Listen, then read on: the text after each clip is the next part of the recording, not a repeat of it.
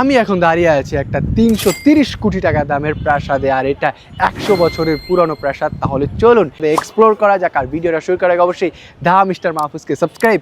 আর আমরা এই পুরো সময়টা এনজয় করবো এই দাওর প্লাসের ঘড়ি দিয়ে।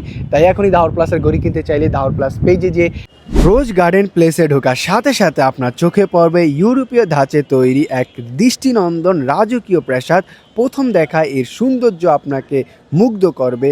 আর এটার অবস্থান হলো পুরান ঢাকার টিকাতলিতে। হলে চলেন এটার ভিতরে যাওয়া যাক। প্রথমেই ঢুকতে আপনার নিচতলায় একটি অনেক বড় একটি কক্ষ রয়েছে, কিন্তু কোনো কক্ষরই সুনির্দিষ্টভাবে লেখা নেই কে ব্যবহার করেছে। তার জন্য আমরা চলে আসলাম উপরের তলায়। নিচের তলায় মূলত দুইটা কক্ষ দেখতে পেলাম, তার জন্য এখন চলে আসলাম দ্বিতীয় তলায়। দ্বিতীয় তলায় অনেকগুলো কক্ষ রয়েছে এবং এখানেও কিন্তু কোনো কিছু লেখা নাই যে কোন জিনিসটা কে ব্যবহার করেছে, কারণ একটি ঐতিহ্যবাহী জিনিস লেখা থাকলে সবার জন্য ভালো হতো।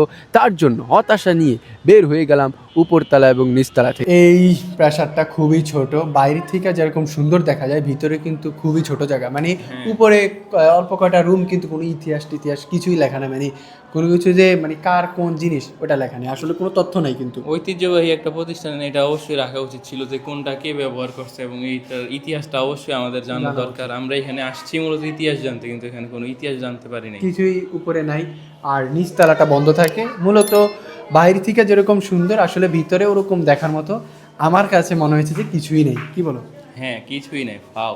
বাইরে থেকে আসলে ছবি তোলার জন্য একটা সুন্দর, বাট ভিতরে আসলে আমরা চেয়েছিলাম যেরকমভাবে এক্সপ্লোর করতে, বাট ওইরকমভাবে প্রপারলি এক্সপ্লোরটা করতে পারিনি।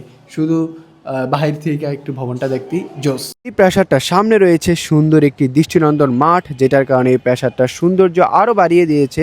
আমরা চেয়েছিলাম এই পুরো ভিডিওতে এই প্রাসাদটা এক্সপ্লোর করবো, একটা ১০০ বছরের ঐতিহ্যবাহী প্রাসাদ, কিন্তু ভিতরে আসলে ওই রকম কিছু নাই যে এক্সপ্লোর করব।